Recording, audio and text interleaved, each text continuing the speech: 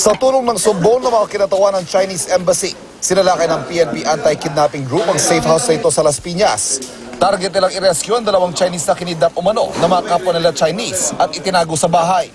Ang mga biktima sila Wei Mingsun at Yi Chen, inengganyo umanong mamuhunan sa Pilipinas sa mga kidnapper at nagtungo sila sa bansa noong November 8. Nalun sila na mag-invest sa dito daw, sa Entertainment City. So pumunta naman yung dalawang matanda.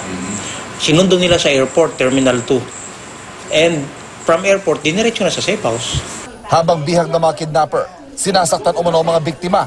Nakuha mula sa safe house sa mga posas, flashlight na may taser na gamit umano pangkuryente sa mga biktima at pamalong baton. Binibidyohan pa umano ang mga biktima habang sinasaktan at ipinapadala sa mga pamilya sa China para makahingi ng ransom. Sa kabuuan, nakapagbigay na raw ang pamilya ng mga biktima ng 14 million pesos. Pinapakita nila sa pamilya na naghihirap yung victim para magbigay na.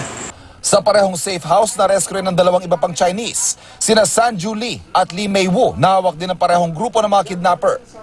Pero ibang modus naman daw ang ginamit sa kanila ng mga suspect. Pinilit daw sila magsugal. So iba naman yung version nila.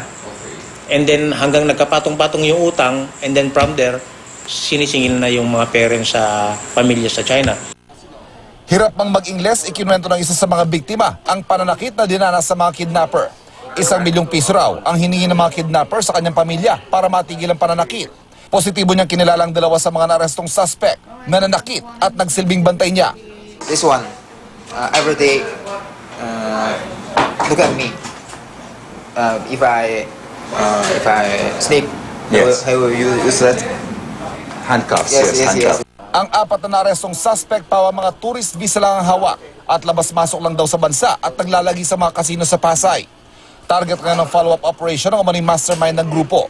Maharap sila sa kasong kidnapping at serious illegal detention. Ivan Mayrina, Nakatutok, 24 Oras.